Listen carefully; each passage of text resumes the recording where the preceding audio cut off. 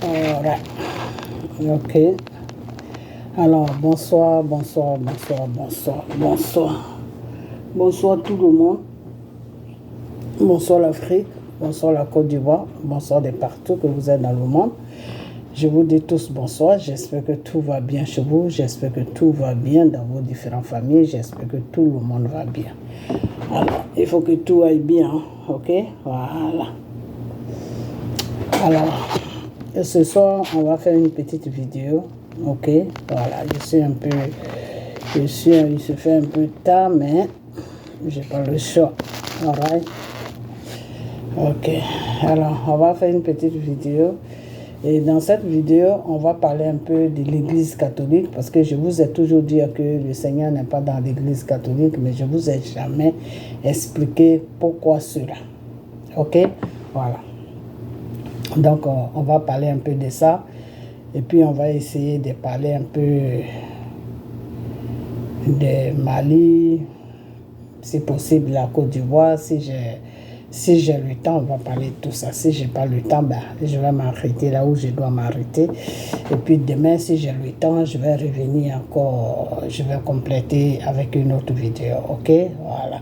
Donc, restez toujours dans la parole de Dieu qui est la Bible, qui est les prières, qui est les jeûnes. Mais les jeûnes, je vous ai dit, ça se fait sur demande de Dieu. On ne se lève pas comme ça pour jeûner. Ok? Voilà. Vous pouvez regarder dans la parole de Dieu. C'est Dieu qui te donne le jeûne et puis tu le fais. Ok? Voilà. Parce que de nos jours, il y a beaucoup qui se lèvent comme ça. Bro, je jeûne. Non. Tu jeûnes pour qui?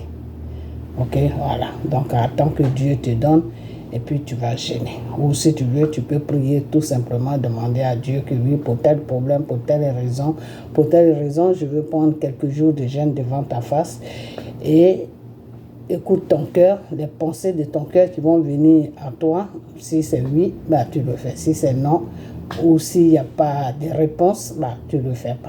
Ok? Parce que d'une manière ou d'une autre, Dieu parle à tout le monde. Ok? Voilà. D'une manière ou d'une autre, Dieu parle à tout le monde par les pensées de son cœur, par les pensées de vos cœurs. Dieu vous parle. Ok? Voilà. Seulement, quand tu ne sais pas faire le discernement, tu ne peux pas savoir. Ok, alors, on va parler un peu de l'Église catholique, mais bien avant ça, je vais parler de notre groupe de prière, ok? Voilà, alors, notre groupe de prière,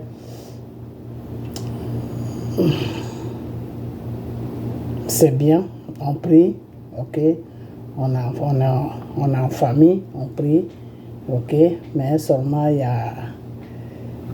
y a des petits trucs que le Seigneur m'a dit et que je vais essayer de parler de ça, que quand vous venez pour qu'on prie, venez dans la vérité, ok? Venez dans la vérité, ne venez pas dans le mensonge, c'est pas bien, ok? Parce que moi, des fois, le Seigneur me dit des choses, mais seulement c'est que j'ai pas envie de les dire parce que vous venez pour qu'on prie, vous ne venez pas pour que je puisse dire, ah, Dieu m'a dit ça, si toi, Dieu, non. Si c'est une révélation, oui, je peux l'annoncer, mais si le Seigneur me dit avec quelle pensée tu viens, je ne peux pas te dire ça parce que des fois, c'est vexant. Ok, voilà, tout ce que moi, je peux te dire seulement, c'est de t'accrocher à Dieu et puis laisse le but dans lequel où tu es venu, laisse ça derrière toi et fais face à Dieu dans la vérité. C'est pour cela, des fois, je parle beaucoup de vérité. Je dis beaucoup de fois, soyez dans la vérité, soyez dans la vérité. Car le Seigneur te dit, je suis le chemin et la vérité et la vie. Ok, voilà. Donc, si tu n'es pas dans la vérité, le Seigneur ne peut pas te recevoir. Donc, soyez toujours dans la vérité devant la face de Dieu. Ok, il y a beaucoup qui sont venus comme ça pour me tenter, pour voir si je prie vraiment le Seigneur. Ok. Après ça, il y a beaucoup aussi qui sont venus avec les petits mensonges. Non, je vois ça. Non, Dieu m'a dit ça. Non, Dieu m'a dit ça. Bon, moi, je regarde. Ok. Voilà, je ne peux que regarder parce que moi, je sais dans quoi tu es, mais seulement, je ne veux pas te vexer. Pour ne pas te vexer, je préfère me taire et puis te regarder. Jusqu'à où tu vas arriver avec ton mensonge, c'est toi seul qui sera. Ok. Donc, il y a beaucoup de sœurs comme ça qui sont venus dans cet esprit. Et aujourd'hui, on est dans un groupe, et le groupe dans lequel nous sommes aujourd'hui, en tout cas, c'est des gens qui sont sérieux, qui veulent vraiment le Seigneur. Donc vraiment c'est bien, je suis contente parce que dès qu'on a commencé, tous ceux qui sont venus et qui se sont retirés, c'est ceux-là qui étaient vraiment un peu dans le mensonge, ok, dire que oui, je vois ça. Bon, moi aussi, des fois, je t'accompagne, je dis oui, Dieu dit, il va t'utiliser. Il va t'utiliser. Bon, des fois, je dis ça à une personne, ok, j'ai dit ça à une personne pour que la personne puisse vraiment donner sa vie à Dieu. Lui dire que non, Dieu dit, il va t'utiliser, alors que c'était faux, ok, voilà. C'était juste pour voir son mental, parce que j'ai vu que c'est une personne, des fois, qui me racontait des bêtises qui n'avaient pas de sens. Donc, je voulais voir jusqu'où la personne allait arriver avec ses mensonges. Et la personne même s'est sentie frustrée et puis elle est partie parce que tu sais, tu peux mentir, tu peux moi me mentir, mais tu ne peux pas mentir à Dieu. Ok, voilà. Le mensonge avec Dieu, ça ne passe pas. Et quand le Seigneur a vu ça, il était obligé de créer une situation pour que la personne s'en aille, parce que la personne, à un moment, était en train de m'abobiner dans les trucs qui n'étaient pas bien, dénoncer les gens. Oui, telle personne fait ça, telle personne. Tu sais, ménager les gens, ce n'est pas bien. C'est pas bien. Quand on est dans un groupe, on est en famille, il ne faut pas ménager les gens. Alors, cette personne-là était comme ça. Cette personne cherchait à ménager les gens. Et quand le Seigneur a vu ça, le Seigneur même a fait le travail. La personne s'est retirée doucement, sans même qu'on lui dise quelque chose. Ok, voilà. Donc, quand vous venez dans la vérité pour qu'on puisse prier. Ne venez pas avec des mensonges, avec des plans, des trucs comme ça, parce que bon, c'est un peu ridicule, c'est ridicule. Et puis la personne ment dans le vide. Quand tu mens dans le vide, tu vois, c'est pas bien. Même mentir, même, c'est pas bien. Ok, voilà. Donc, venez dans la vérité. On va prier. C'est quelque chose qui est simple. Tu viens, tu pries. Et puis le Seigneur, c'est le Seigneur qui fait le reste. C'est pas moi, c'est le Seigneur qui le fait. Ok, voilà. C'est pas tout le monde qui peut servir Dieu. Dieu n'a pas choisi tout le monde sur la terre pour le servir. Dieu a amené 2 serviteurs sur la terre, qui est, comme on appelle, Jean-Baptiste, et qui est Jésus, qui est son fils. Ok, voilà. Tout le reste, c'est parce que le Seigneur, Jésus a dit que, ah, Père, il y a beaucoup de choses, comme on appelle, d'ouvriers, et puis il y a peu de maçons. C'est-à-dire, il y a beaucoup de pécheurs, et puis il y a peu de petits gens qui travaillent. C'est-à-dire, il y a Jean-Baptiste et moi. Donc, c'est comme ça que Dieu a touché certaines personnes sur la terre. Et il y a beaucoup maintenant qui font son œuvre. Mais quand tu fais l'œuvre de Dieu, il faut le faire dans la vérité. Ok? Voilà. Donc, si Dieu ne t'a pas touché pour que tu puisses faire son œuvre, il ne faut pas te faire des imaginations pour dire des choses qui ne sont pas vraies. C'est pas bon. Ok? Parce que des fois aussi, Satan montre des choses. Voilà. Donc, soit peut-être tu es possédé. La personne doit être, soit la personne est possédée. Donc, c'est Satan qui lui montre les trucs que la personne voit. Ou soit c'est des mensonges. Ok? Voilà. Donc, quand vous venez avec la vérité pour qu'on puisse prier dans la vérité. Ok? Faut être sérieux devant la face de Dieu. Mais maintenant, comme je l'ai dit, nous qui sommes là maintenant, en tout cas, je suis contente, je suis vraiment contente, parce que c'est des gens sérieux, c'est des femmes sérieuses, c'est des personnes qui sont sérieuses, qui savent ce qu'ils veulent. Donc, notre prière vraiment avance par la grâce de Dieu, et le Seigneur même est là. Il fait ce qu'il doit faire, voilà, c'est tout. Et pour cela, vous tous qui êtes là, chaque vendredi et samedi et dimanche, je vous dis tous merci. Ok, accrochez-vous, on n'a qu'à s'accrocher, prier le Seigneur dans la vérité. Ok, voilà. Donc, je vous fais un gros bisou, vous tous qui êtes dans le groupe de prière. Ok, et puis on a vendredi. Cette semaine, c'est la semaine du Pâques, on va veiller. Ok, voilà, dimanche, on va veiller, on va chanter, on va s'amuser, et puis voilà, ok, voilà. Donc, portez-vous bien, et puis on a vendredi, ok, voilà. Donc, maintenant, je vais expliquer le problème de la Pâque. Je dis la Pâque, excusez-moi, le problème de l'Église catholique. Ok, parce que plusieurs fois je vous ai dit que le Seigneur n'est pas dans l'Église catholique. Pourquoi le Seigneur n'est pas dans l'Église catholique? Parce que les églises catholiques sont toujours dans le, comment on appelle ça, dans le sujet de l'Ancien Testament. Ok, voilà. Ils sont toujours dans le sujet de l'Ancien Testament. L'Ancien Testament, c'est quoi? L'Ancien Testament a été écrit par des êtres humains, ok, que Dieu a parlé. Ok, voilà. Le Nouveau Testament, c'est quoi? Le Nouveau Testament a été écrit par... c'est les lois de Dieu qui a été envoyé par son Fils Jésus, qui est le Seigneur Jésus. Ok, voilà. Donc, entre l'Ancien Testament et le Nouveau Testament, il y a une différence. La différence, c'est quoi? C'est que le Nouveau Testament est plus spirituel. L'Ancien Testament est de la chair. Ok, voilà, parce que ceux qui ont été inspirés pour écrire l'Ancien Testament, ce n'est pas des gens que Dieu a amenés, c'est des gens que Dieu a touchés sur la terre pour faire son œuvre. Ok, voilà, donc ce n'est pas la même chose. Les gens que Dieu a amenés, qui sont venus sur la terre, du ciel, qui sont venus sur la terre, il y a Jésus, parce que Jésus il est venu en esprit et il a pris le corps humain pour pouvoir faire la mission qu'il est venu faire. Ok, voilà. Et Jean aussi.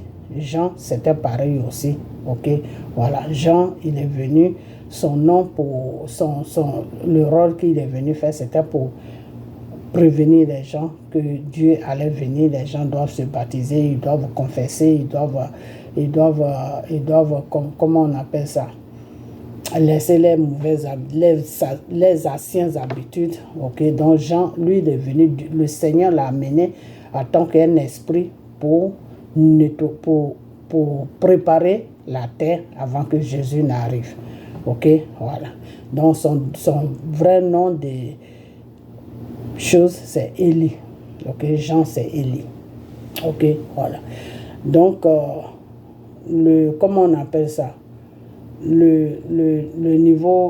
L'Ancien Testament, au fait, l'Ancien Testament, il y a un problème sur l'Ancien Testament. Parce que l'Ancien Testament ne parle que de combat et combat et combat et combat. Alors j'ai enregistré un peu, on va écouter un peu, je ne sais pas si j'ai bien enregistré, on va écouter un peu ce que j'ai dit, ok,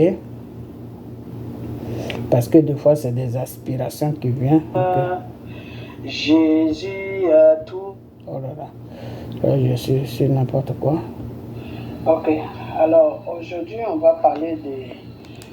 J'ai l'habitude de vous dire que dans l'église catholique, le Seigneur n'est pas là-bas. Ok.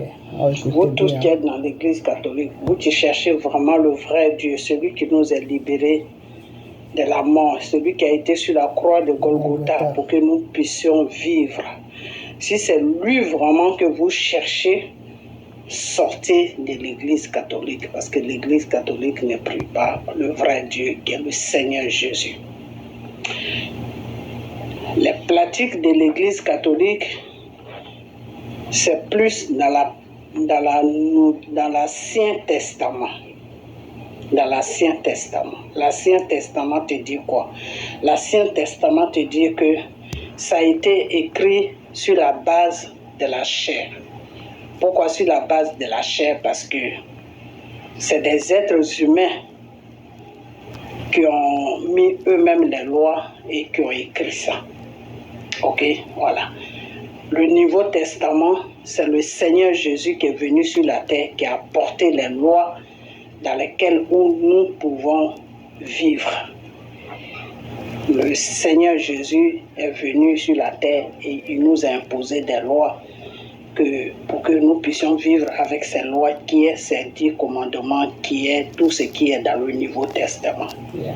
Ok, donc le Nouveau Testament est plus spirituel que l'Ancien Testament. L'Ancien Testament est plus fait dans la chair.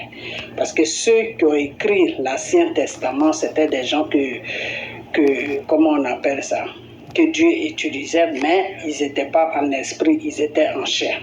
C'est ça qui fait la différence entre l'Ancien et le Nouveau. Le Nouveau, celui qui est venu imposer les lois pour dire que vous devez marcher comme ça, il a parlé, il a prophétisé, il a parlé, il a parlé, il a parlé, il a parlé, il a parlé. Oui, tout ce que je dis ne vient pas de moi, ça vient de Dieu. Il a parlé, vous devez marcher comme ça, vous devez vivre comme ça, vous devez faire ça, vous devez faire ça. C'est en esprit, ok? Voilà, car Dieu est esprit. Mais l'Ancien Testament a été fait plutôt dans la chair. Pourquoi? C'est quoi la différence? Je vais vous dire c'est quoi la vraie différence maintenant. Parce que la vraie différence, c'est le Fils même qui est venu nous dire c'est tout ce qui est dans le Nouveau Testament. Dans l'Ancien Testament, Dieu parlait à ses serviteurs et ces serviteurs-là se sont basés sur la parole de Dieu pour écrire l'Ancien Testament. Et ces serviteurs-là n'étaient pas en esprit, ils étaient en chair. Donc Dieu les utilisait. Donc ils étaient en chair. Okay? Donc dans l'Ancien Testament, c'est pour ça que vous allez voir, il y a plus de combats dans l'Ancien Testament. Okay? Dans le Nouveau Testament, on te parle d'amour, on te parle d'aimer ton prochain, on te parle de partage, on te parle de pardon, on te parle de ceci, on te parle de cela. Okay? Pourquoi? Parce que c'est fait en esprit, parce que celui qui est venu imposer les lois du Nouveau Testament, lui-même, il est esprit, qui est le Seigneur Jésus. Ok, voilà. Alors que l'Ancien Testament, ceux qui ont écrit l'Ancien Testament, c'est des êtres humains comme nous, comme des êtres humains que Dieu a pris sur la terre pour les utiliser. Alors que celui qui est venu avec le Nouveau Testament, il est venu directement du ciel, de la part de Dieu pour écrire ça, qui est son Fils Jésus-Christ. Ok, voilà. Donc, l'Ancien Testament, les pratiques de l'Ancien Testament, c'est ce que l'Église catholique fait toujours. Ok, c'est pour cela qu'ils ont besoin de l'eau bénie, ils ont besoin de sacrifices, ils te parlent de faire des sacrifices de temps, sacrifices de ceci. Ok, ils sont toujours restés sur l'Ancien Testament. Ok, et là-bas il n'y a pas de pardon. Quand quelqu'un te fait quelque chose, tu dois lui rendre la monnaie de sa pierre, tu dois lui rendre sa monnaie plutôt. Ok, là-bas il n'y a pas de pardon. Dans l'Ancien Testament il n'y a pas de pardon, il n'y a que des combats. Okay? Donc, les pratiques qui sont faites dans l'Église catholique est basée plus sur l'Ancien Testament et pour tromper la vigilance des gens qui ne comprennent pas trop la parole de Dieu. Ils se sont basés sur l'Ancien Testament et ils ont pris un peu dans le Nouveau Testament pour aller compléter sur l'Ancien Testament. Mais ça, c'est une façon de camoufler les vrais visages. Ok, voilà. Donc c'est ceux-là que le Seigneur Jésus a appelé des aveugles qui se suivent entre eux. Ok, c'est ceux-là que le Seigneur Jésus a appelé ils ne connaissent pas et ils enseignent ce qu'ils connaissent. Ok, voilà. Donc l'Ancien Testament, les lois qui est dans l'Église catholique, c'est ça qui est plus dans l'Ancien Testament. Ok, alors que le Seigneur Jésus te dit que c'est pour cela que quand le Seigneur Jésus est venu sur la terre, il a dit aux pharisiens, aux Israéliens, que de casser le temple. Le temple, c'est l'Église catholique, de casser ça, et lui en 3 jours il va reconstruire ça en 3 jours. Ça veut dire quoi? Ça veut dire tout simplement que l'Église catholique ne suit plus la loi de Dieu, donc sortez là-dedans, abandonnez ça, et moi dans 3 jours je vais vous donner une nouvelle église qui s'appelle évangélique. Ok, l'église évangélique. Ok, voilà. Donc c'est ce que ça veut dire. Ok, voilà. Quand le Seigneur disait casser ce temple et en 3 jours je vais vous redonner ça, c'est-à-dire en 3 jours, lui il va mourir avec tous nos péchés et il va ressusciter. Non, je dis en 3 jours. Il va mourir avec tous nos péchés et en 3 jours, il va ressusciter. Et quand il va ressusciter en 3 jours, il va nous donner une nouvelle église qui s'appelle l'église évangélique, qui est spirituelle aussi, comme la parole, comme le Nouveau Testament. Ok, voilà. Donc c'est pour ces raisons-là que je vous ai toujours dit que le Seigneur n'est pas dans l'église catholique. L'église catholique fait tout dans la chair. Ils font tout dans la chair. Ok, voilà, c'est pour cela que vous allez voir que les gens qui vont dans les églises catholiques, c'est des gens qui aiment beaucoup dominer, c'est des gens qui aiment opprimer les autres, c'est des gens qui se sentent supérieurs aux autres, c'est des gens qui tout ce que le Seigneur Jésus n'aime pas, c'est ce qu'eux ils font. C'est pour cela que quand le Seigneur Jésus est venu sur la terre, eux et les pharisiens et les Israéliens qui étaient dans l'église catholique, eux et Jésus, ça n'allait pas, ils étaient pas, c'était chien et chat, ils s'insultaient seulement, ok, voilà, parce que Jésus voulait qu'il laisse l'église catholique. Ok, donc c'est ce que j'ai plus développé, ok, j'ai plus développé ça pour vous faire comprendre pourquoi quand je dis l'église catholique ne prie pas le Seigneur, ok, l'église catholique est plus basée sur l'Ancien Testament.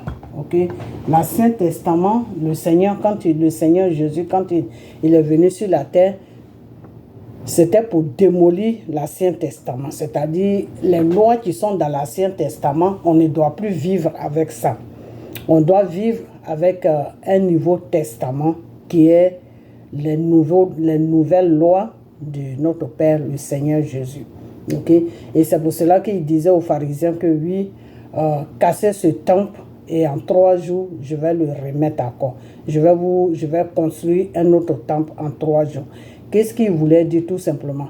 Il voulait dire tout simplement que quand lui, il va mourir, en 3 jours, il va, comment on appelle ça? Quand il va ressusciter, en 3 jours, là, il va donner une nouvelle église. Il va donner une nouvelle église qui s'appelle l'église évangélique. Ok, voilà. Mais les pharisiens et les Israéliens n'avaient pas compris ça. Ils ont dit, mais une église qu'on a bâtie pendant 46 ans, toi tu veux qu'on détruise ça et en 3 jours tu vas construire ça. C'était pas ça. C'était que en 3 jours, il allait mourir avec tous ces péchés-là. Et puis en 3 jours, une nouvelle église allait renaître sur la terre. Ok, renaître sur la terre. Ok, mais eux, ils n'avaient pas compris ça. Ok, donc ils n'ont pas accepté le Seigneur Jésus. Pourquoi? Parce que les nouvelles lois rentraient plus dans un système d'amour. Il fallait aimer son prochain, il fallait pardonner son prochain, il fallait faire ceci à ton prochain. Et eux, les Israéliens et les pharisiens, ils n'ont pas pu accepter toutes ces lois. Pourquoi? Parce que les Romains et les Palestiniens, toutes ces personnes-là, les embêtaient beaucoup, les menaient la vie très très dure, les opprimaient. Donc ils venaient descendre en Israël pour les frapper, pour faire des guerres, pour faire ceci, pour faire cela. Donc pour eux, la venue de Jésus, c'était pour eux une libération. C'est-à-dire, eux, ils voulaient que Jésus se joigne à eux pour aller plutôt combattre ces personnes-là, pour aller détruire ces nations-là. Ok, voilà. Et Jésus a dit non, moi je ne suis pas venu pour ça. Je suis venu pour vous libérer de votre opprimation, pour vous libérer de votre prison et pour vous donner une nouvelle vie, pour que vous soyez libres. Et les pharisiens et les Israéliens disaient que mais nous on est libres, on n'est pas en prison, on est libre, mais ils ne comprenaient pas. C'était quelle liberté? C'était la liberté spirituelle. Parce que spirituellement, ils n'étaient pas libres. C'est comme ils étaient en prison. Ils étaient dans une prison de péché. Ok? Parce que les anciennes lois les amenaient dans une vie. Ils vivaient une vie qui était une vie d'opprimation. Ok, voilà.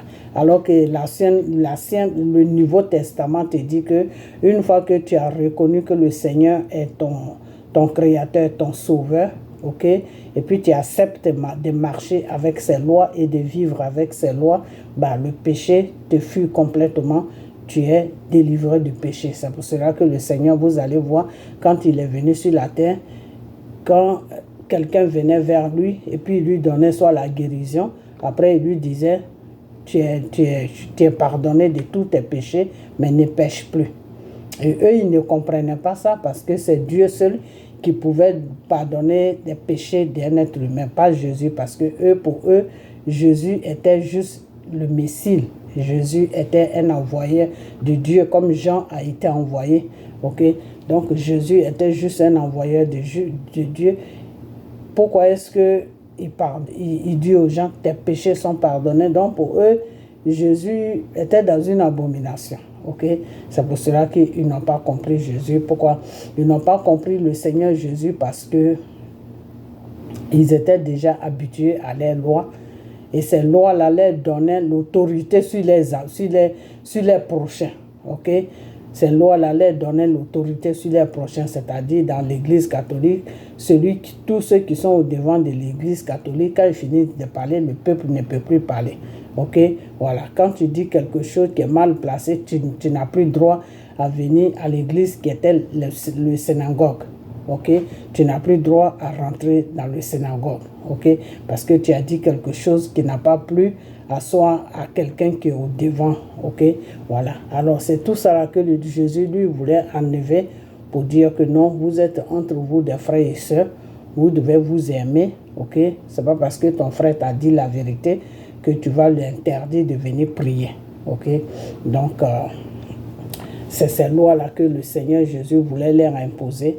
Mais l'Église catholique, les Romains, les pharisiens et les Israéliens n'ont pas accepté cette loi.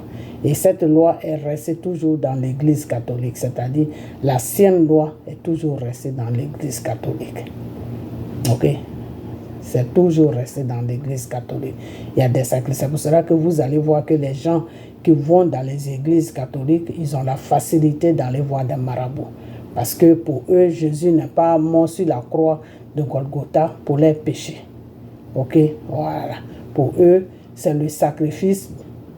Quand tu verses le sang, soit le mouton, soit le cabrio, soit poulet, ou soit whatever, n'importe quoi, c'est le sang. Quand le sang est versé à partir d'un sacrifice, c'est là que Dieu te pardonne. Alors que le Seigneur te dit qu'il a déjà tout accompli sur la croix. Son sang a été versé pour nos péchés. Donc, on ne doit plus faire des sacrifices.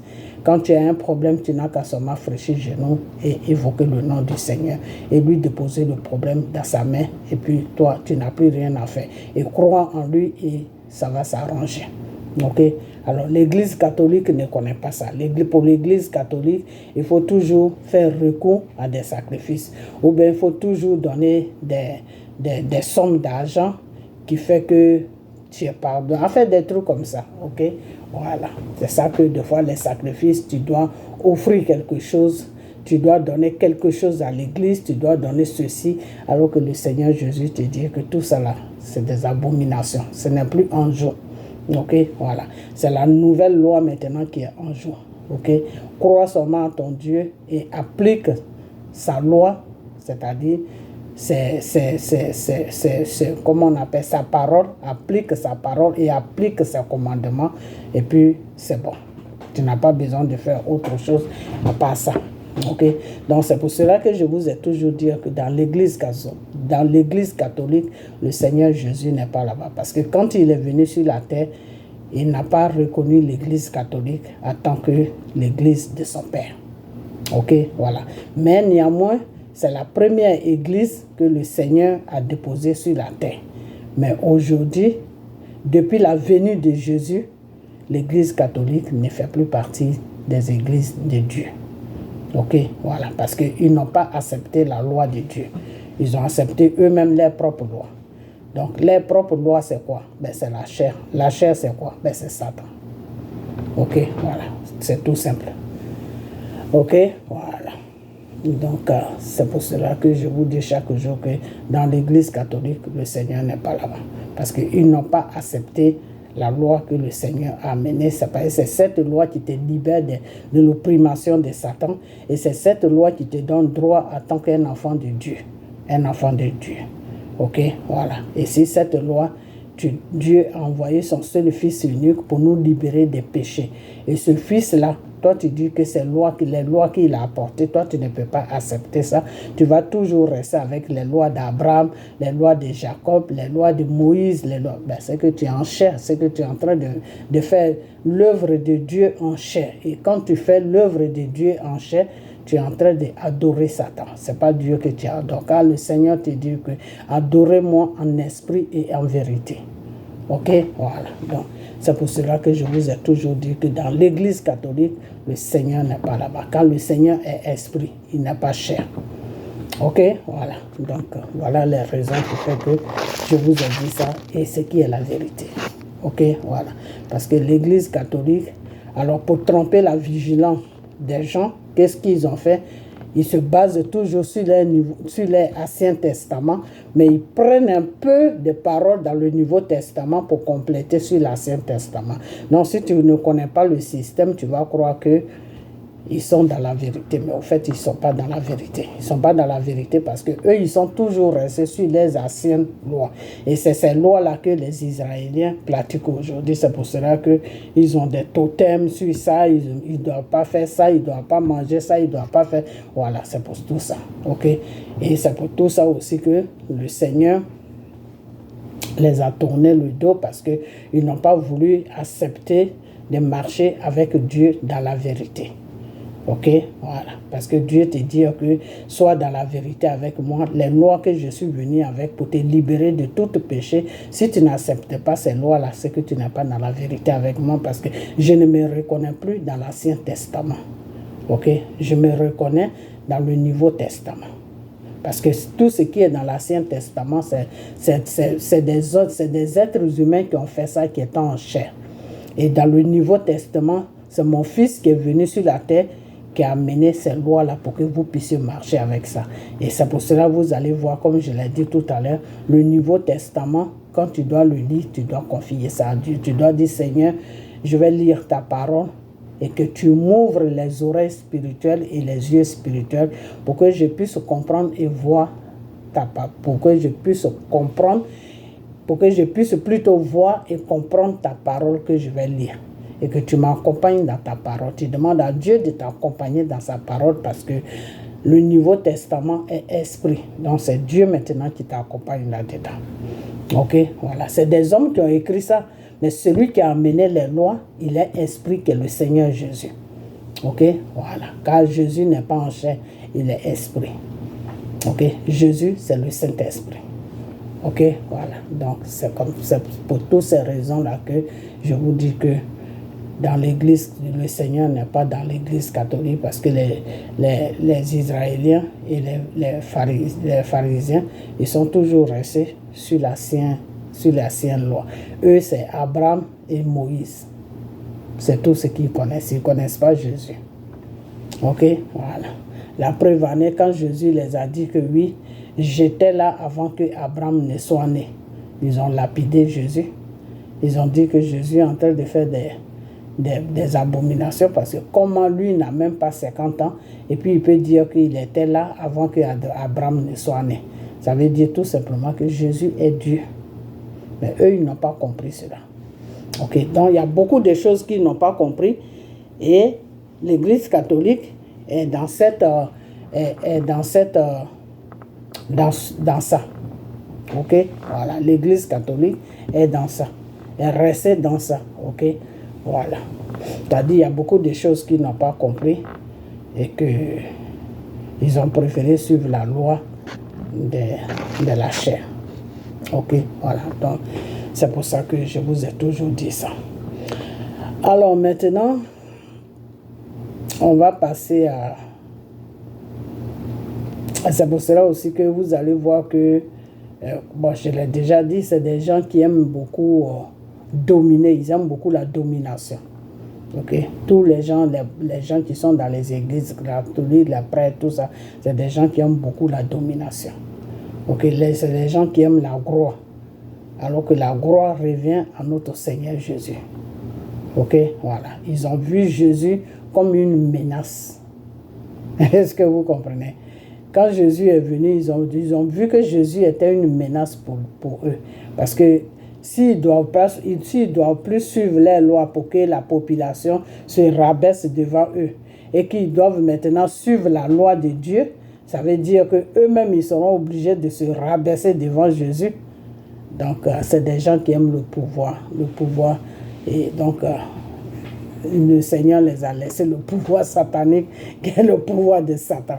Ok, voilà. Donc, tous ceux qui vont dans les églises catholiques, s'ils veulent vraiment le vrai Dieu, sortez de là-bas et cherchez une église évangélique. Ok, parce que l'église catholique prie Dieu en chair, alors que Dieu n'est pas chair. Dieu, il est esprit. Donc, quand tu commences à le prier dans la chair, ce n'est plus Dieu que tu pries, c'est Satan que tu pries. Tout simplement. Voilà la réponse de tout ce que j'ai fait. toute l'explication que je vous ai donnée. Car le Seigneur lui-même te dit que tous ceux qui m'adorent doivent m'adorer en vérité et en esprit. Ok? En vérité et en esprit. Dieu n'a pas dit tous ceux qui doivent m'adorer en vérité et en chair. Non. Ok? Voilà. Donc, c'est pour cela que dans l'Église catholique, le Seigneur n'est pas là-bas. Il ne faut pas se cacher des choses. Il faut chercher à sauver vos âmes. C'est très important. Ok? Voilà. C'est précieux. Vos âmes sont précieuses devant le Seigneur Jésus. Ne jouez pas avec vos âmes. Ok? Voilà. Donc, cherchez à sauver vos âmes. Bon, dans les églises évangéliques aussi, aujourd'hui, les gens ont compris que les églises évangéliques, les gens cherchent ça beaucoup parce que c'est ça qui est la vraie église que le Seigneur Jésus a bâtie sur la terre quand il est venu. Ok? Donc, c'est ça qui est la vraie église. Donc, aujourd'hui, les églises catholiques, il y a beaucoup de mensonges dans les églises catholiques. Il y a des francs-maçons qui sont quittés dans les églises catholiques, qui se sont filtrés dans les églises, comment on appelle, évangéliques. Donc, faites vraiment attention. Quand vous priez, demandez le discernement à Dieu pour qu'il puisse vous donner le discernement. Comme ça, quand tu rentres dans une église évangélique, Dieu peut te dire si la personne qui est devant toi est dans la vérité ou pas. Ok? Voilà. Comme je l'ai dit avant de commencer, le Seigneur ne parle pas à tout le monde, oui, mais quand il s'agit de sauver ton âme, si tu es vraiment dans la vérité pour sauver ton âme, le Seigneur va parler aux pensées de ton cœur.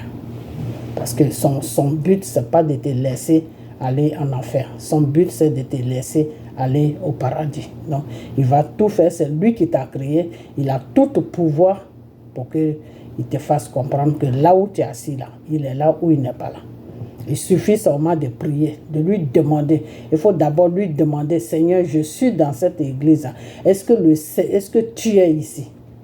Et lui, il va te répondre. Ou Seigneur, je suis dans ce groupe-là. Est-ce que tu es dans ce groupe de prière? Il va te répondre. Ok, mais il faut demander cela avec la vérité, avec un cœur vraiment sincère, que tu cherches vraiment le Seigneur sans intérêt, sans rien attendre en retour. Toi, tu veux sauver ton âme, c'est pour cela que tu le cherches. Et quand tu vas sur cette base-là, ben, le Seigneur va te dire s'il est là où tu es ou s'il n'est pas là.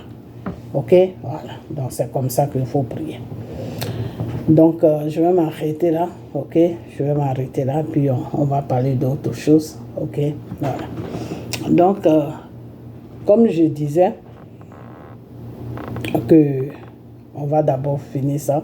Je couvre la parole de Dieu, du sang de Jésus. Je vais sortir là-dedans pour parler d'autre chose, ok? Voilà. Donc, je disais que, et puis, joyeuse Pâques à tous les enfants de Dieu qui ont été baptisés. Ok? Voilà. Et ceux qui ne sont pas baptisés, cherchez à vous baptiser. Ok? Voilà. Parce que quand tu choisis Dieu, il faut faire les choses dans les règles. Ok? Il ne faut pas faire moitié et laisser moitié. C'est ça le Seigneur dit. Si tu n'es pas chaud, tu n'es pas froid, tu es tiède, je te vomis. Ne soyez pas tiède. Soyez chaud ou froid. Ok? Voilà. Tu cherches Dieu, cherche-le dans la vérité. Et le baptême fait partie de la vérité. Ok? Tu prends ton temps pour te baptiser, mais il faut te baptiser. C'est très important devant le Seigneur parce que c'est ça qui te donne vraiment un droit d'enfant devant le Seigneur. Ça veut dire que tu l'as accepté, tu es mort avec lui, avec tes péchés, et puis tu as été ressuscité avec lui, avec une nouvelle vie qui est sans péché. Tu vas commettre des péchés, mais à chaque fois que tu pêches, tu vas te rappeler que non, ton Père est mort pour toi. Et tu es mort avec lui, tu as été ressuscité avec lui. Donc le péché que tu as fait là, tu dois confesser. C'est comme ça que ça se passe. Ok? Voilà. Aujourd'hui, il y a une chose, comment on appelle ça? Quand tu es dans un groupe de prière ou dans une église et puis il y a un problème, et puis tu prends la fuite, ça veut dire que tu n'es pas un enfant de Dieu. Ou ça veut dire tout simplement que tu aimes Dieu, mais tu n'as pas encore les bases, tu n'as pas encore les racines. Ok? Parce que là où il y a Dieu, Satan, il est toujours là. Moi, le Seigneur m'a dit ça. Il m'a dit, ma fille, là où je suis, Satan est toujours là. Ok, voilà. Donc, si vous êtes un groupe de prière, qu'il y en a qui sont dans le mensonge, et dans les mensonges, s'ils ne se répandent pas, et puis ils croisent des problèmes dedans, ce problème-là ne doit pas te faire fuir devant la face de Dieu. Ça veut dire que tu n'es pas un vrai enfant de Dieu. Parce qu'un vrai enfant de Dieu, là, il reste là et puis il affronte les problèmes. Et Dieu dit, yes, ça c'est mon enfant. Ok, voilà. Donc, un petit truc net, si tu prends la fuite, ça veut dire que tu dois te revoir. Tu dois revoir ton spirituel. Ça veut dire que tu n'es pas un enfant de Dieu. Tu dis que tu es un enfant de Dieu, mais tu n'es pas un enfant de Dieu. Ok, voilà. Parce qu'avec Dieu, là, on n'a pas peur. Ok, voilà. Et avec Dieu aussi, on ne fait pas de plans. On ne vient pas dans un groupe de prière ou dans une église pour savoir qu'est-ce qui se passe ou la personne qui est devant, est-ce que c'est pas bon. Ok, voilà. Dieu n'aime pas ça. Donc, vous tous qui faites ça, laissez ça, c'est pas une bonne chose, c'est un péché. Et si vous ne sortez pas dans ça, ben vous allez recevoir la colère de Dieu. Parce qu'on ne vient pas là où il y a prière pour savoir si Dieu est là. Non, quand tu arrives, tu pries. Quand il est là, tu restes. Quand il n'est pas là, tu t'en vas. Et quand la personne t'appelle, tu prends son téléphone, tu dis oui, je m'en vais pour telle raison. Je suis parti pour telle raison, telle raison. Tu ne te caches pas. Ok? Voilà. Quand tu te caches, ça veut dire que le Seigneur est là. Mais tu étais venu pour quelque chose et quand tu as constaté que le Seigneur est là, ben ça t'a fait fuir. Ok, voilà. Donc, ça, c'est le genre de défi-là, j'aime ça beaucoup. Ok, voilà. Donc, maintenant, on va rentrer dans un autre sujet. Père, tu me pardonnes, je vais aller dans la politique. Donc, je couvre tout ce que j'ai dit qui est ta parole du sang, de ton sang, Seigneur Jésus. Ok, alors on va parler un peu de Mali parce que je vois un peu sur les réseaux sociaux les gens qui parlent de Mali, que oui, le Sénégal doit rentrer. Eux, ils pensaient que le Sénégal, mais ce que vous ne comprenez pas, c'est que le Sénégal ne peut pas rentrer dans votre bordel dans lequel vous êtes là. Le Sénégal ne peut pas rentrer. Est-ce que vous connaissez même le peuple sénégalais? Le peuple sénégalais, c'est un peuple qui est très compliqué, il faut le connaître. Le Sénégalais, il peut manger là avec toi, il peut tout faire avec toi. Mais quand il s'agit de sauver son pays, là, quand il s'agit de sauver sa vie, là, il ne te connaît plus. Hein. Les Sénégalais, ils sont comme ça. Ok? Voilà. Eux, ils n'ont pas envie de ménager leur pays avec des conneries qui n'ont pas de sens. Parce que vous vous appelez panafricain. Panafricain de quoi? On ne sait même pas. Voilà un Kémy Séba qui est né en France, qui a fait toute sa vie en France, tu ne connais même pas l'Afrique, boum, il se lance dans un combat de panafricain. Panafricain, pourquoi? On ne sait même pas. Et dans ça, là, vous dites que vous faites des combats de panafricains et le peuple est en train de souffrir. Vous n'avez même pas des associations pour aider même le peuple à leur donner des sacs de riz, à les aider à mettre les enfants à l'école. Non. Quand vous faites le tour des pays, là, et que vous parlez panafricain, des présidents qui ne comprennent rien, que vous blaguez là, vous donnent des millions, et puis vous prenez ça, vous arrangez. Aujourd'hui, tu vois un Kémy Séba, il porte des trucs chers, pourtant c'est quelqu'un qui n'a jamais travaillé.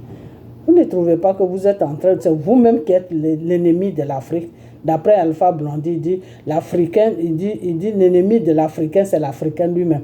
Vous ne trouvez pas que c'est vous-même qui êtes les ennemis même de l'Afrique? Les Kémy Séba, il y a une là qui dit qu'elle s'appelle Nyang ou je ne sais pas quoi, qui est comment on appelle sa mère est de Suisse. Regarde-moi des bêtises comme ça. C'est déjà, ils ne connaissent même pas le problème même de l'Afrique.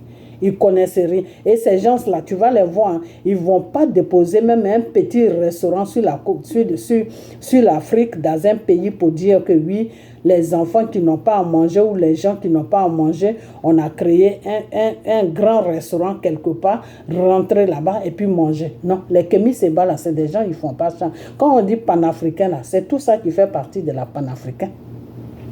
La panafricaniste, c'est tout ça qui fait partie. Quand vous défendez les pays là, ces pays-là sont pauvres, d'après vous. Vous vous associez avec les Blancs pour piller l'Afrique. Voilà votre travail que vous faites. Les Kémy Séba, les Nathalie Niago, je ne sais quoi, tout votre clique là qui parle des panafricains, là, vous vous associez avec les Blancs pour piller l'Afrique. Voilà le travail dans lequel vous êtes. Sinon, vous ne faites pas panafricain. Parce qu'un vrai panafricain, là, il se soucie du peuple. Regarde un Kémy Séba comme ça. Tu le vois même sur les chaînes de télévision, tu te dis, mais celui-là, c'est un enfant il ressemble même à un enfant d'un président, tellement qu'il porte des trucs chers. Et entre-temps, les Africains qui défendent là n'arrivent même pas à manger. Un Kémy Séba comme ça n'a même pas déposé même un petit restaurant au Mali, n'a même pas déposé même un petit restaurant au Burkina, n'a même pas déposé même un petit restaurant en chose, comment on appelle ça, même chez lui, c'est quoi son pays là même, chose, comment on appelle, au Bénin. Il n'y a même pas un petit restaurant qui est là-bas pour dire que Kémy Séba a fait un petit œuvre de charité où les gens peuvent venir pour manger, pour prendre des habits, pour faire ceci. Kémy Séba, quand on dit on est panafricain, c'est des trucs comme ça que tu fais. À partir de là, les Africains voient vraiment que tu te soucies de eux. Mais toi, tu es là, tu vas en Russie, tu vas partout pour aller vendre l'Afrique. Notre pauvre Afrique, tu vas la vendre là-bas, on te donne des millions, tu mets ça dans ton compte et tu es là matin, midi, soir sur les chaînes de télévision en train de parler ton français, français, on ne sait même pas de quoi même tu parles, en train de parler dans ta gorge matin, midi, soir. Il faut t'arranger, hein. Il faut vraiment t'arranger, il faut te répandre, fais une repentance. Tu as besoin d'une repentance, tu as besoin de faire la repentation, tu as besoin de te répandre parce que tu es en train de voler les Africains.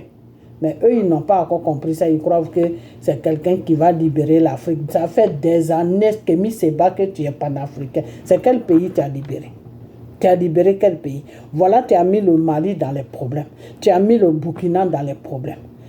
Le Niger, ça, je ne sais pas. Mais ces deux pays-là, tu les as mis dans le problème. Pourquoi tu les as mis dans le problème? Parce que quand ils ont commencé leur combat, moi, je pensais que, ok, quand ils ont commencé leur combat, le Seigneur Jésus était avec eux. Et c'est à cette époque-là, je demandais des jeûnes, des prières pour eux. Et ça allait très bien. Qu'est-ce que le Seigneur avait prévu pour eux? La France les pille. La France pille le Mali. La France pille le Burkina.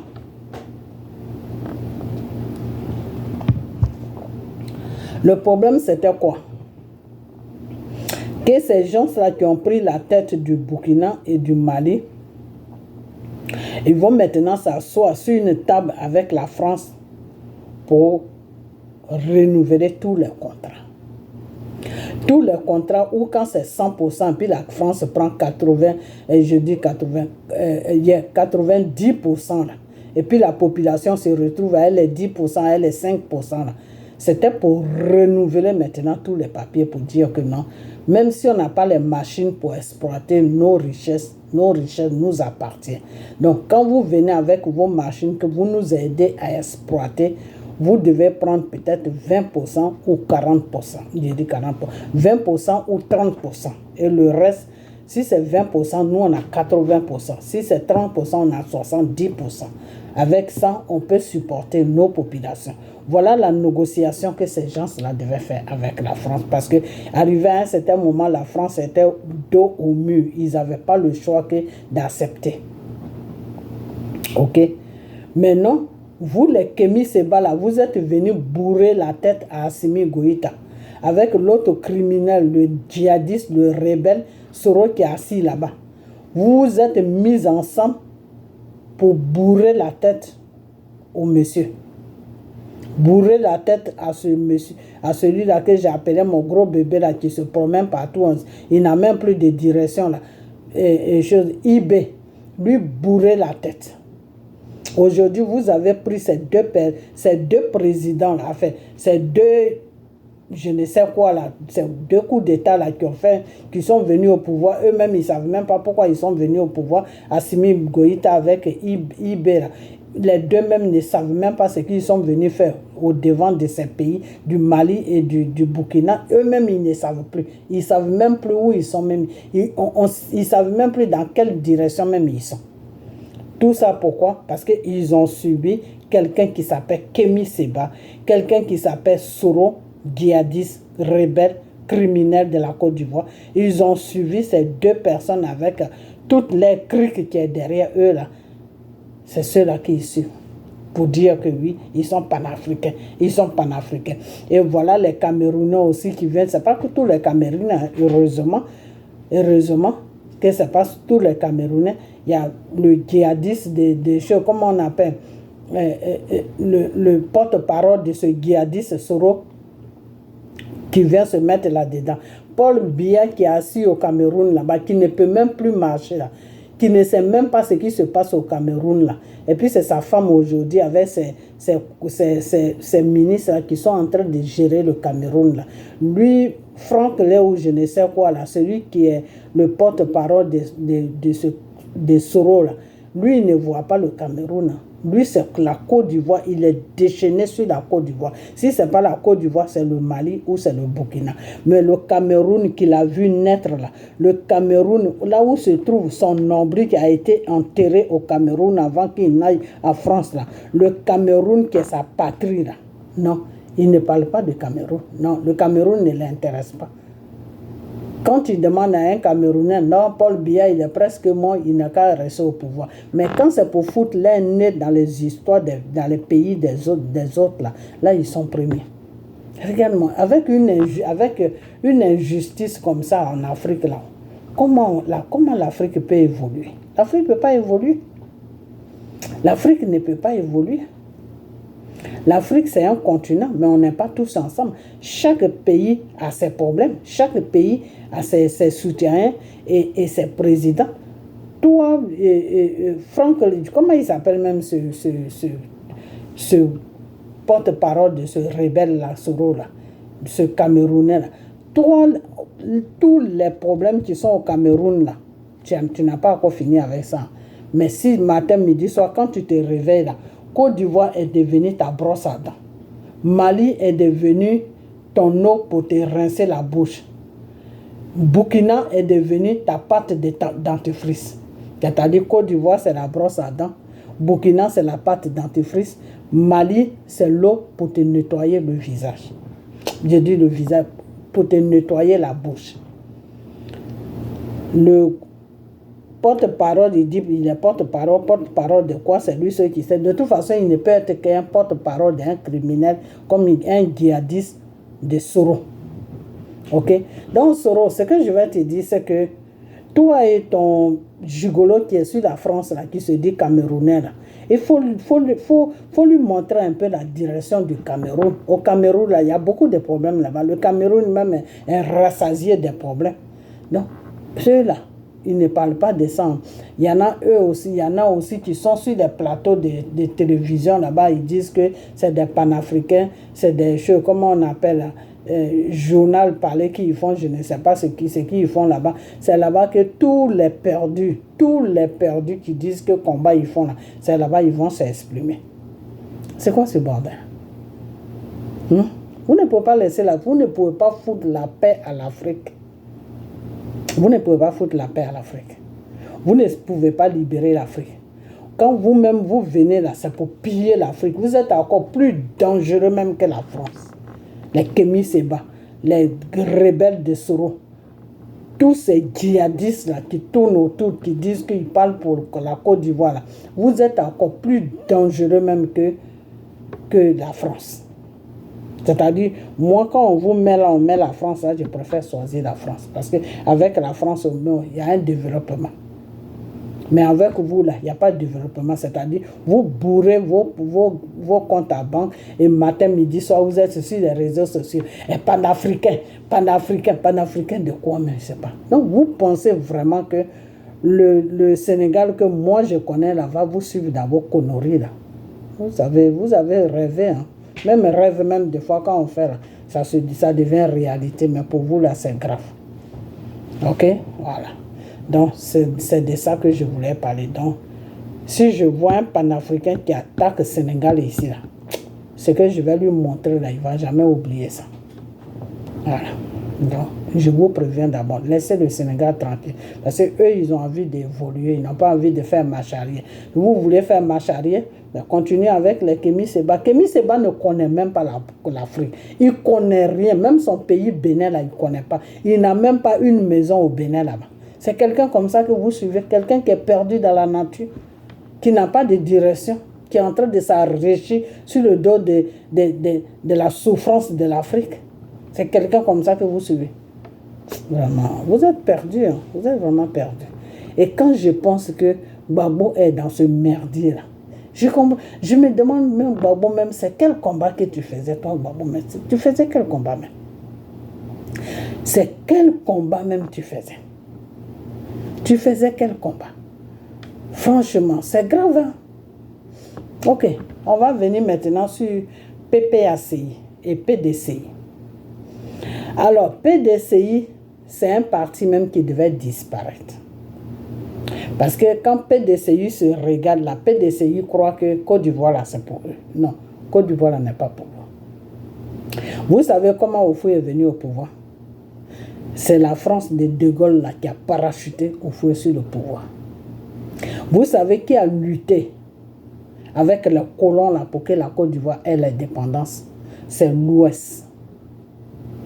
Est-ce que vous comprenez? C'est l'Ouest. C'est tout l'Ouest là qui a lutté. Ok? C'est l'Ouest qui a lutté avec les colons. Et c'est pour cela quand Oufoué est venu au pouvoir là, il a tué tous les cadres de l'Ouest. Parce qu'ils étaient une menace pour lui.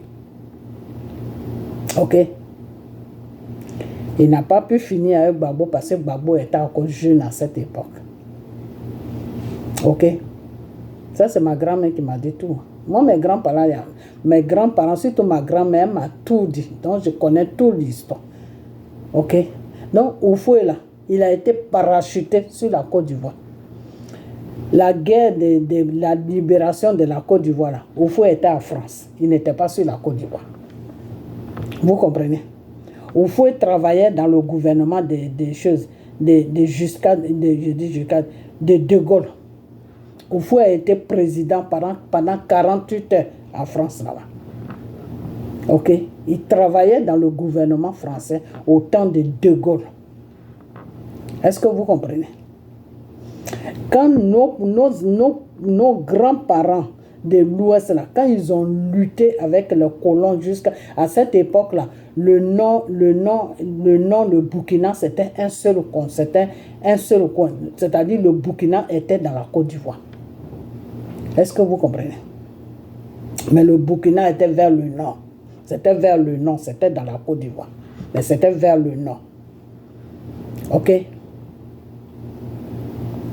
Donc, c'est comme ça que le nord et l'ouest s'est mis ensemble. Ils ont commencé à combattre les colons.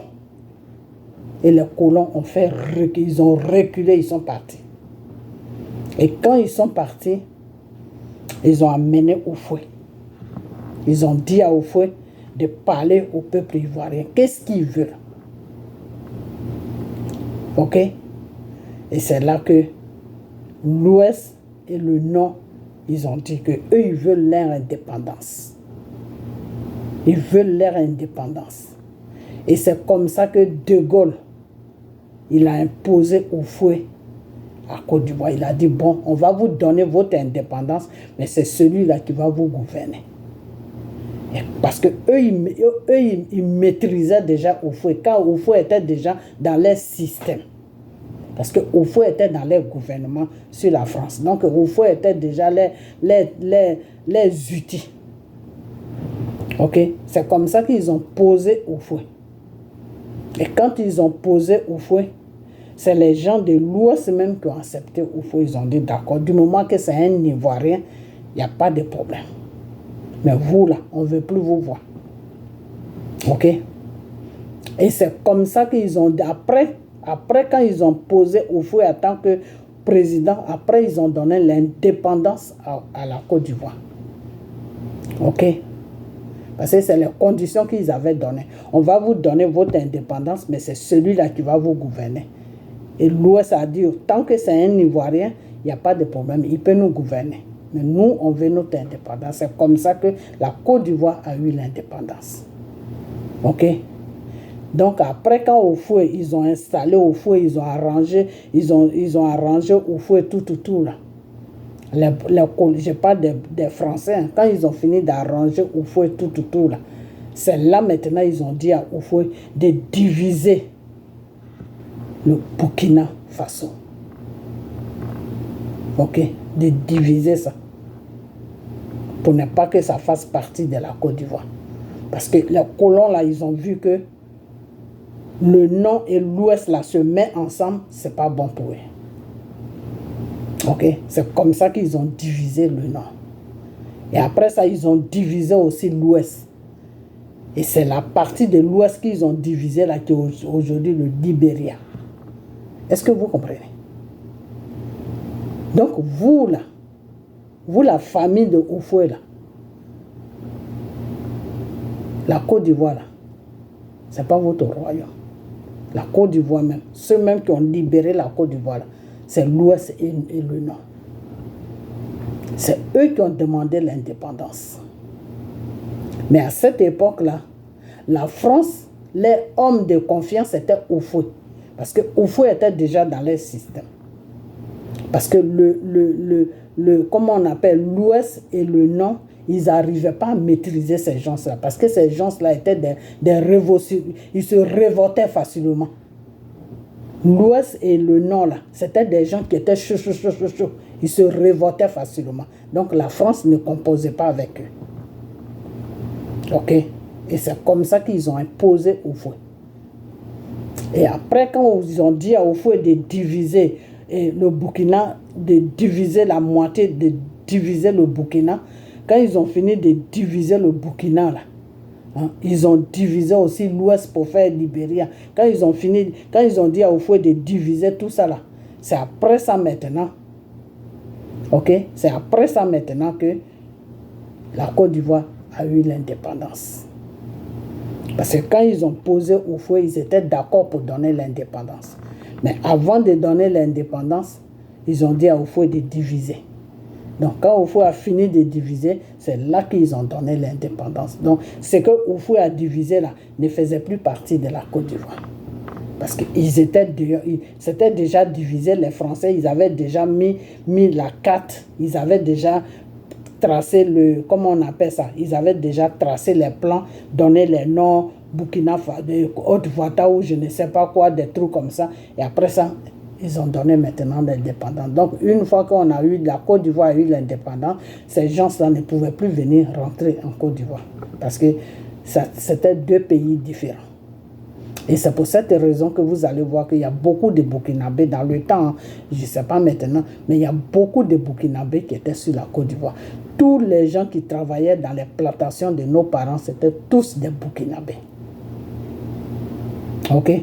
C'est pour cela que vous allez voir aussi qu'au Libéria, là, il y a des gens qui parlent Bété là-bas. Il y a des gens qui parlent Guéré là-bas. Il y a des gens qui parlent Yakuba là-bas. Ok? Parce que c'est l'ouest qu'ils avaient ici, ils ont divisé. Est-ce que vous comprenez? Donc la Côte d'Ivoire, là, ça appartient à tous les Ivoiriens. Ça n'appartient pas aux Baouis. Pour que PDCI vienne nous emmerder avec n'importe quoi. Ok? Donc arrêtez votre système là. Arrêtez vraiment votre système. Parce que la Côte d'Ivoire n'est pas un royaume et la Côte d'Ivoire ne vous appartient pas. Ceux même qui se sont battus pour la Côte d'Ivoire, qui peuvent même taper la poitrine que la Côte d'Ivoire les appartient, c'est l'ouest et le nord. Ok? Parce que quand la bagarre s'est présentée là, tous les autres ethnies là, d'après ce que ma grand-mère m'a dit, ils se sont cachés. Hein. Ils se sont cachés. C'est l'ouest qui a payé le prix fort même. C'est l'ouest qu'ils ont beaucoup frappé, ils ont découpé comme des animaux. Donc c'est l'ouest même qui a souffert pour la Côte d'Ivoire. Ok? Non, arrêtez de nous emmerder, hein, parce que si vous n'arrêtez pas de nous emmerder là, nous, l'histoire là, nos grands-parents là, qui ont fait la guerre de la France là, ils nous ont raconté l'histoire avant de mourir. Ils ont raconté l'histoire à nos parents. Moi, ma grand-mère, elle est restée longtemps vivante. Mon grand-père, lui, il est mort.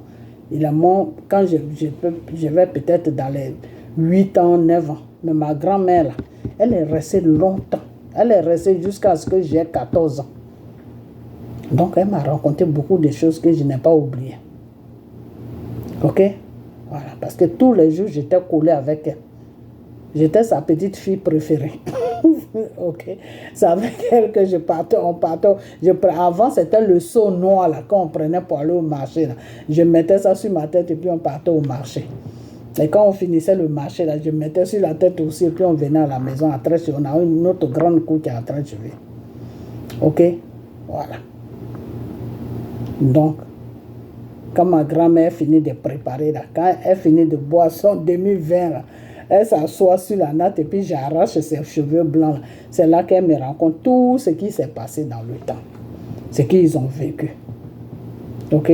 Voilà. Donc, et même la carte de PDCI, là, c'est elle qui m'a dit ça. Elle m'a dit avant, tu veux ou tu veux pas, ou tu es dans PDCI. Carte de PDCI, là, tu dois payer. Avant, ça coûtait 500 francs.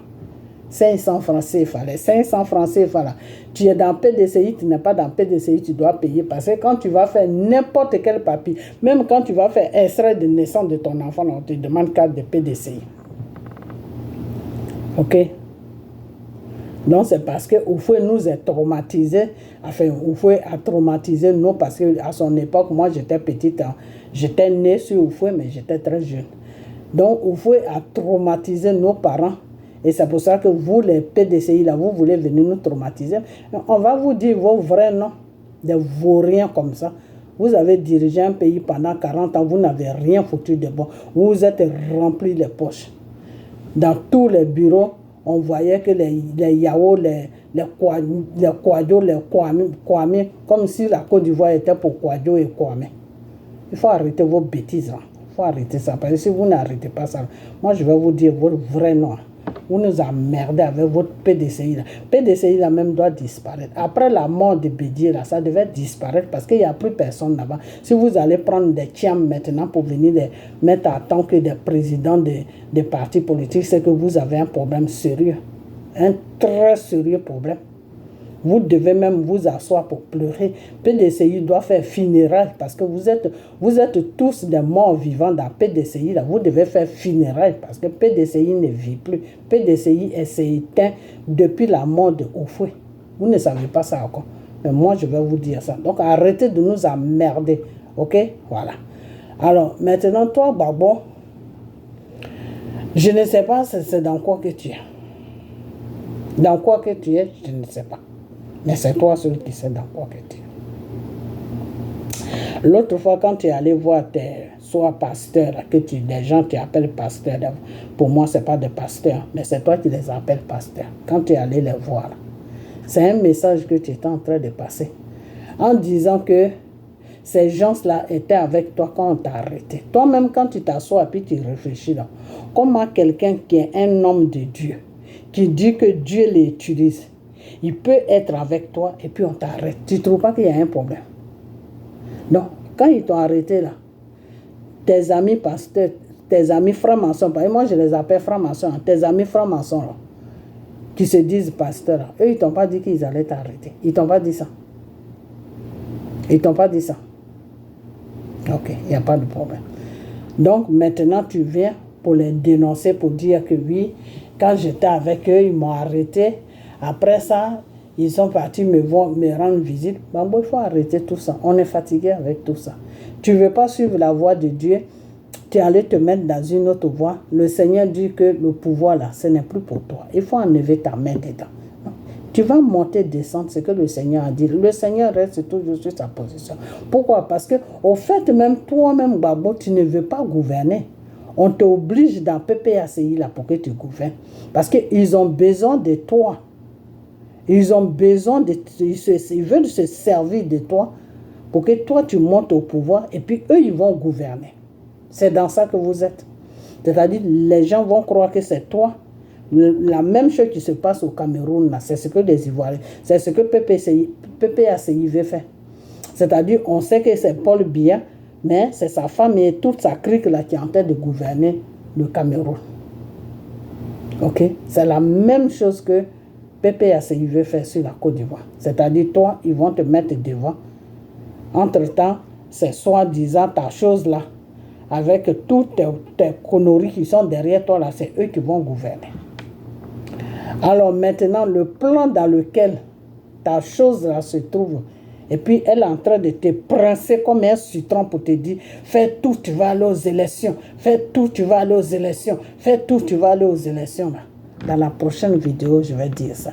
Mais vous, les gens de Simone, là, vous, les gens de Blé Goudé, là, attachez vos ceintures. Parce que dans la prochaine vidéo, là, je vais vous dire dans quoi Gbagbo se trouve. Les gens veulent se servir de Gbagbo pour éteindre Simone et Blé Goudé. Si vous ne savez pas ça, vous êtes là, oui, Blé Goudé et Simone, et Gbagbo, c'est ceci. Non, les gens veulent se servir de Gbagbo pour éteindre Simone et Blé Goudé sur la Côte d'Ivoire dans la politique. Parce que si Gbagbo, si vous avez la malchance, mais je sais que c'est quelque chose qui ne va pas se passer, mais je vais quand même dire ce que le Seigneur m'a dit. Si vous avez la malchance et puis Gbagbo passe là, la chose qui suit Gbagbo là, va enfermer Blé Goudé dans une prison à vie. Simone là aussi va suivre Blé Goudé là-bas. Voilà le plan qui est déjà fait. C'est-à-dire, la chose qui suit Gbagbo là, elle va régler son compte, son riz couché avec Blé Goudé et Simone. Donc, les deux là, ils vont partir. Tant qu'ils sont au pouvoir là, les deux là vont rester en prison. C'est dans ça qu'ils sont. C'est pour cela que la chose là est en train de pousser Gbagbo. En train de pousser Gbagbo. Sinon, Gbagbo même ne veut plus gouverner. Gbagbo même, il est fatigué. Gbagbo là, il ne veut plus gouverner. Mais c'est la chose là, et les gens qui sont autour de lui, qui sont en train de le pousser, je ne vais pas dire leur nom, mais ils se connaissent. Alors, le problème c'est quoi? C'est qu'aujourd'hui, il y a plan dans plan. Il y a plan dans plan. Ok? Voilà.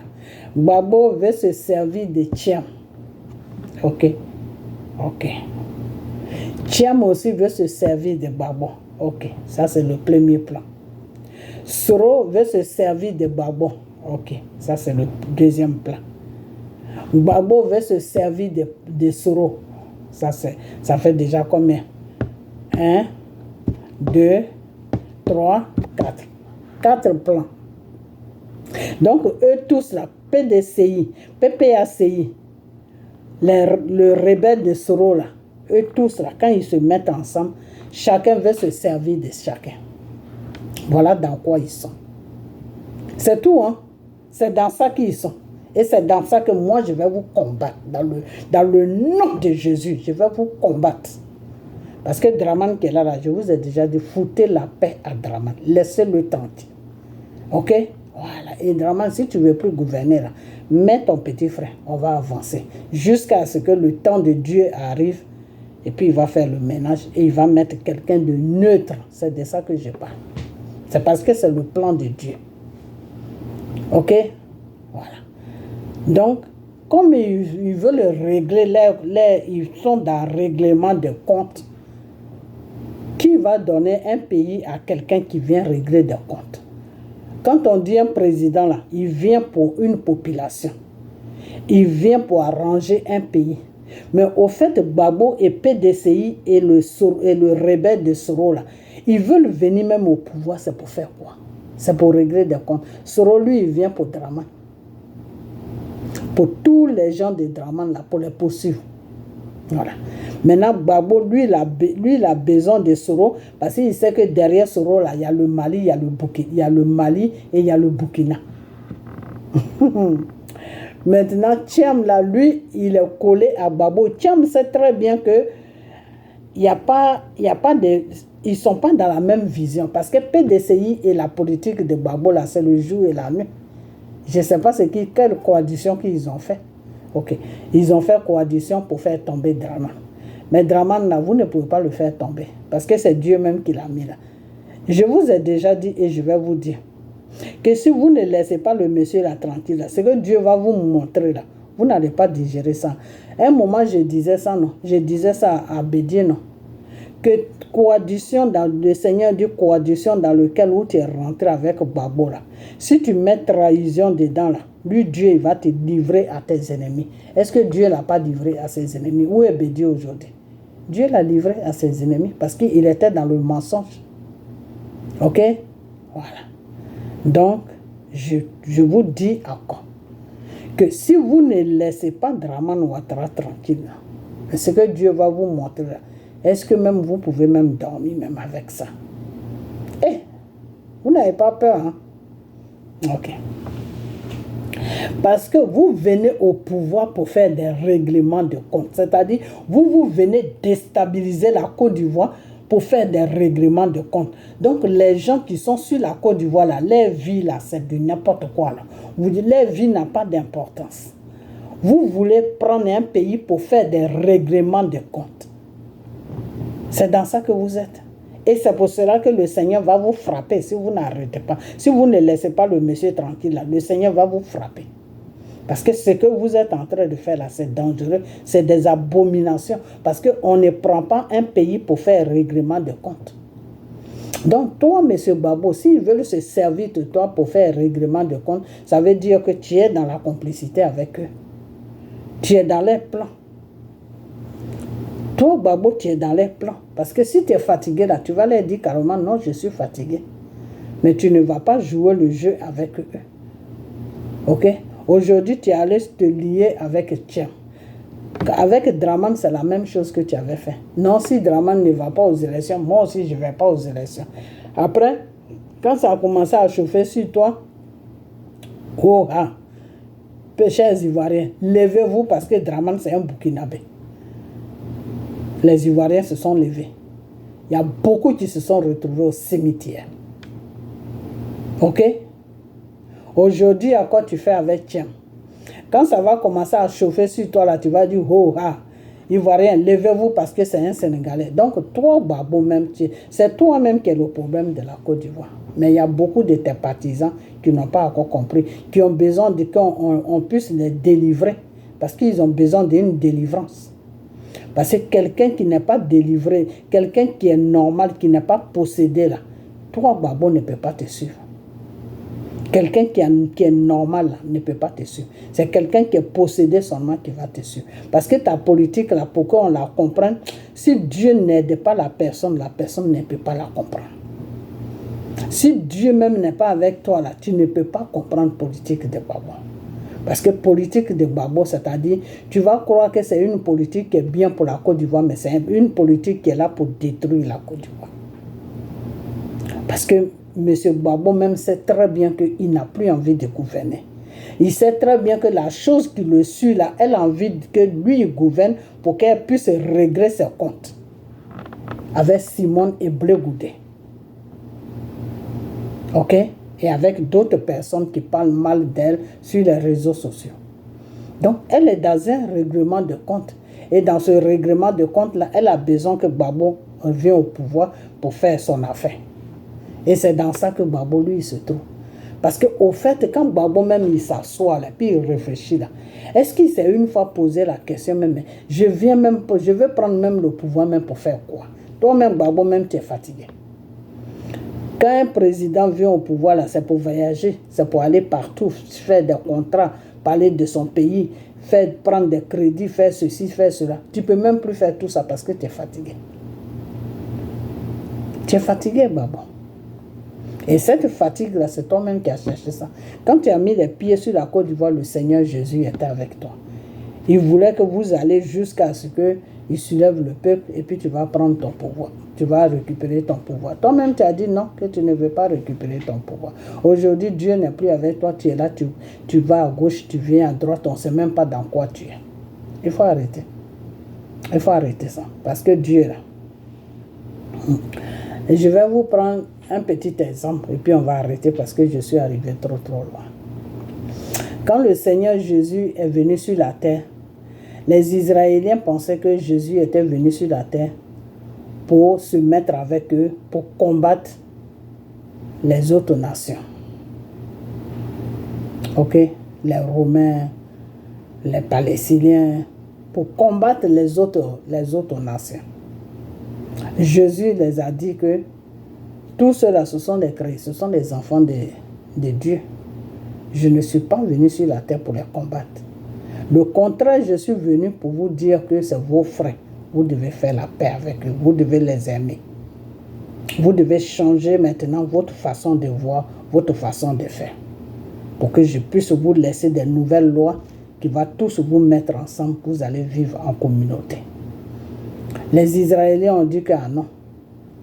Nous, ce n'est pas ce qu'on attendait. Nous, on attend seulement quelqu'un que Dieu va envoyer, qui va détruire tout ça. Et puis nous, on va être comme des rois sur la terre. Jésus a dit non. Et aujourd'hui, juste à cause de ça, là, Jésus les a tourné le dos. Pourtant, les Israéliens, c'est le premier peuple de Dieu. Hein, c'est les premiers enfants de Dieu. À cause de leur comportement, Dieu les a tourné le dos. Aujourd'hui, Dieu a accepté d'autres nations, qui est les païens. Dieu a accepté beaucoup de nations aujourd'hui. Ok? Donc, c'est pour vous dire que Dieu, là, il a sa façon de travailler. C'est pour cela qu'il dit que vos pensées ne sont pas moi, Dieu, mes pensées. Ok? Voilà. Quand il est mardi chez vous, là, chez moi au ciel, là, il n'est pas mardi. Ok?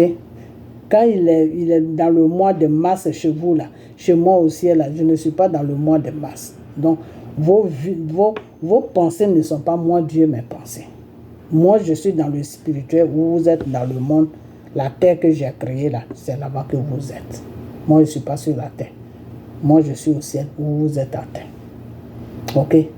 Donc, c'est pour dire tout simplement à M. Gbagbo que il y a eu un moment de ta vie où Dieu était vraiment avec toi.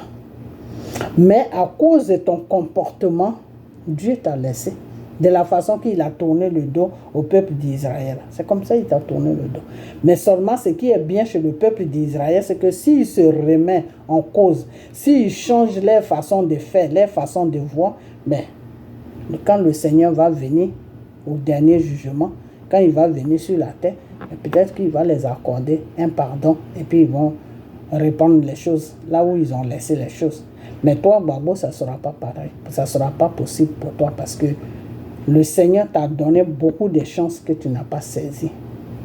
Le Seigneur t'a dit qu'il faut parler de lui à ses enfants. Tu as dit que tu n'as pas le temps. Toi, tu préfères parler de ta femme. Ok?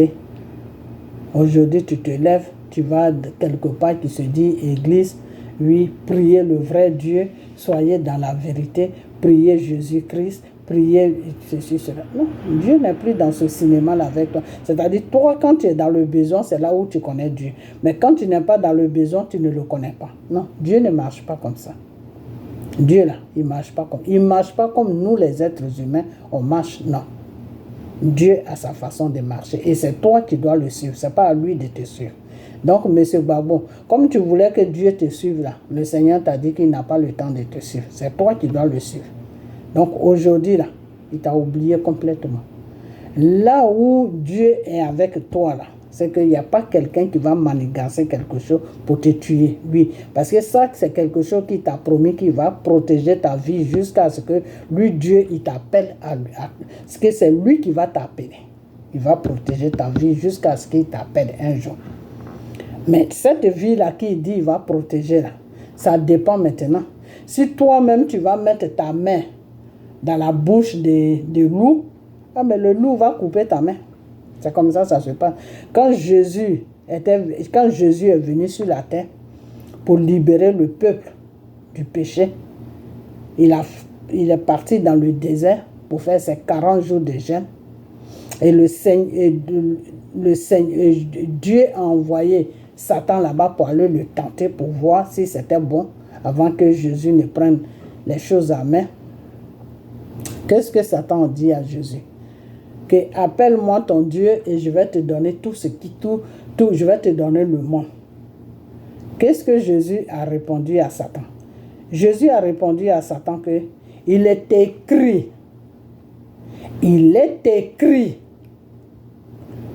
que tu ne tenteras pas ton Dieu. Et puis Jésus est parti. Satan a compris que ça c'est mon Dieu. Ok?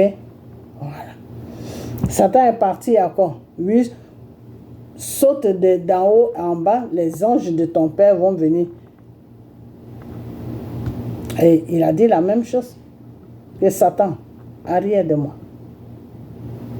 Ok? Donc, c'est tout simplement pour dire que il y a des temps, il y a des choses qu'il ne faut pas faire et il y a des choses qu'il faut faire. Le Seigneur va protéger ta vie parce qu'il m'a dit qu'il t'a promis ça. Donc, il va protéger ta vie. Mais si toi-même maintenant tu vas sauter en bas pour dire que non, comme Dieu dit qu'il va protéger ma vie, donc je vais aller sauter en bas. Mais tu vas sauter, tu vas rester en bas.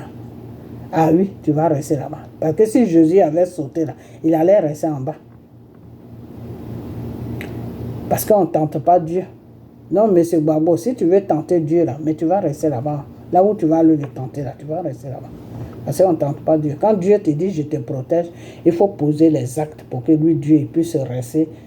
Il puisse toujours rester dans le, comment on appelle ça, dans l'engagement qu'il a pris avec toi. Mais si tu dis que Dieu est avec moi, donc je vais aller gifler tous ceux qui passent sur la route, tu vas trouver un sauvage aussi qui va te gifler bien, tu vas bien te frapper, et puis Dieu ne fera rien, parce que c'est toi qui allais chercher. C'est pas parce que Dieu est avec toi que tu vas aller chercher la bagarre. Donc, M. Babo, quand Dieu te dit que, comme tu ne veux plus accomplir la mission pour laquelle je t'ai choisi, tu ne veux plus faire ça. À partir d'aujourd'hui, il y a quelqu'un d'autre que j'ai choisi qui va rester là jusqu'à ce que moi, Dieu, je change les données. Et ce quelqu'un-là, c'est Draman Ouattara. Donc, si tu vas maintenant l'embêter avec ton groupe de rebelles, ce que vous allez trouver, je vais vous donner. Ce que vous cherchez là, je vais vous donner ça. Ok? Parce que moi, j'ai une population à protéger. La population ivoirienne là appartient à Dieu. Et c'est le devoir de Dieu de la protéger. Donc, si vous êtes des bandits que vous venez agresser la Côte d'Ivoire, vous allez trouver Dieu sur la Côte d'Ivoire. C'est tout ce que j'ai à dire. Ok? Voilà. Donc, faites très attention à ce que vous faites. Ok?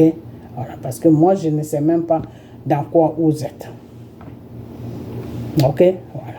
Donc, ma vidéo est arrivée très très loin. Je voulais rajouter quelque chose, mais ça est arrivé très très loin. Je vais m'arrêter là. Et dans la prochaine vidéo, on va développer d'autres sujets. Ok? Voilà. Parce que aujourd'hui, quand j'attends que oui, les panafricains, là, ils ont dit que oui, le Sénégal. Mais le Sénégal n'est pas bête. Hein. La population sénégalaise a besoin d'avancer. Voilà. Vous quittez la France. La France était dos au mur. Au lieu de les coincer dos au mur et puis changer tous vos contrats avec eux, non.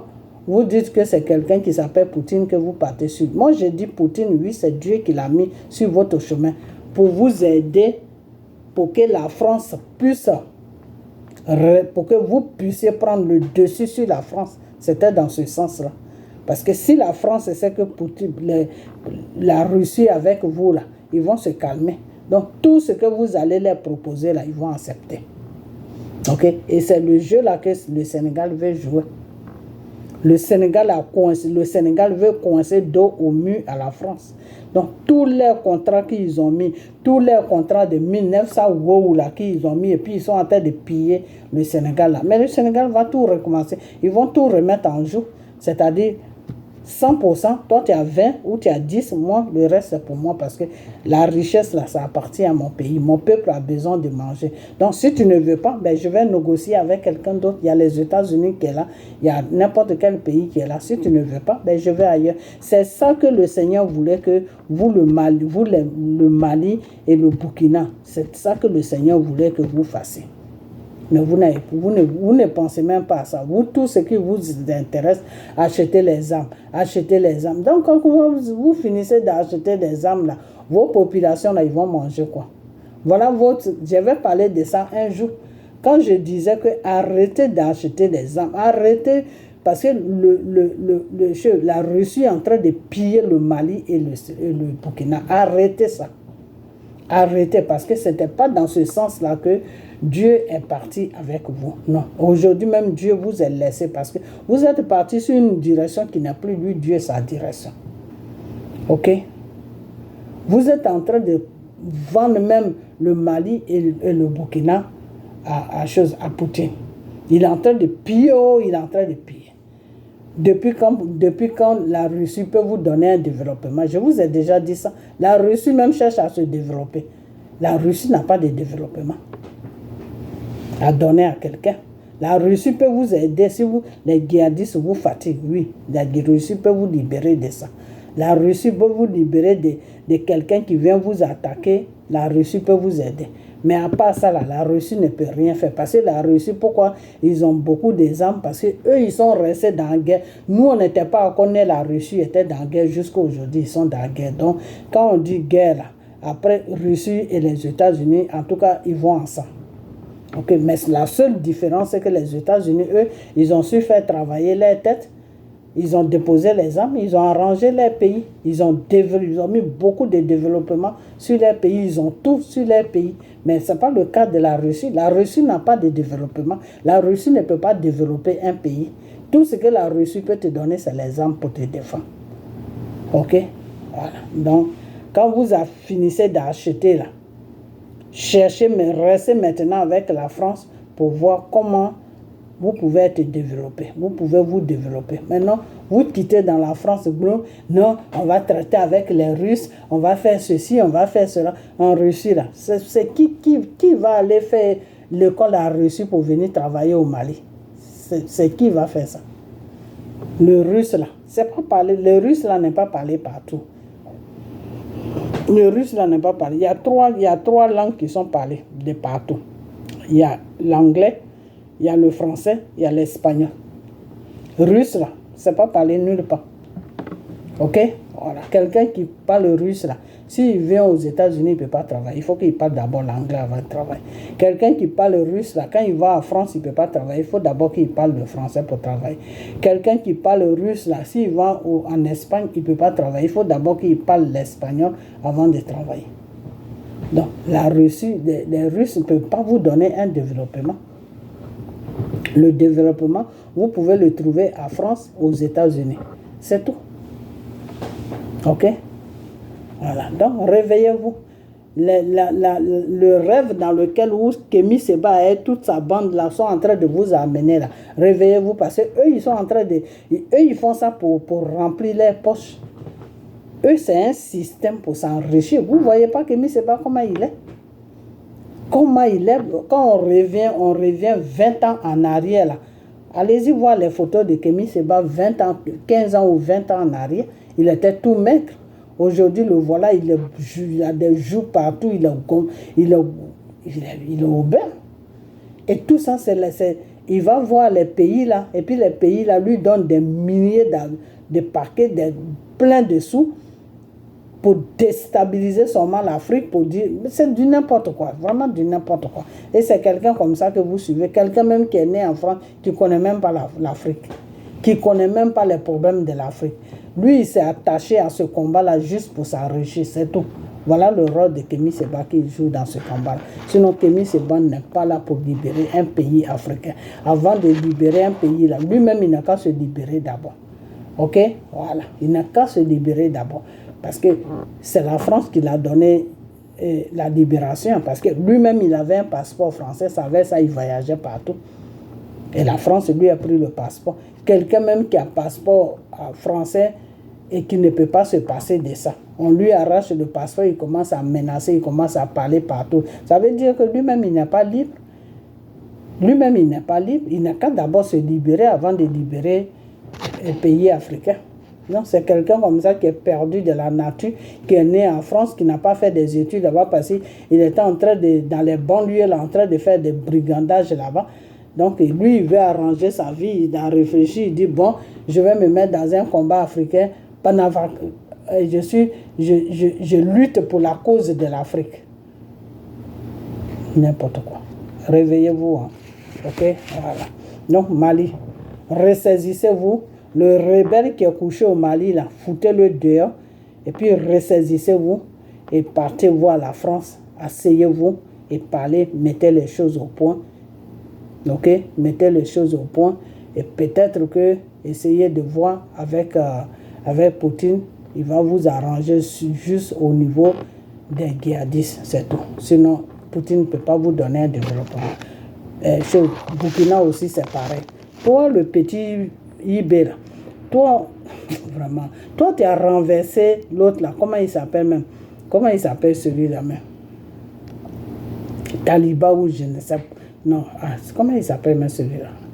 Enfin, moi, je ne connais plus son nom. Tu l'as renversé pour venir foutre la merde comme ça au Burkina. Les Burkinabés là ne te font pas pitié. Ils ne te font pas pitié.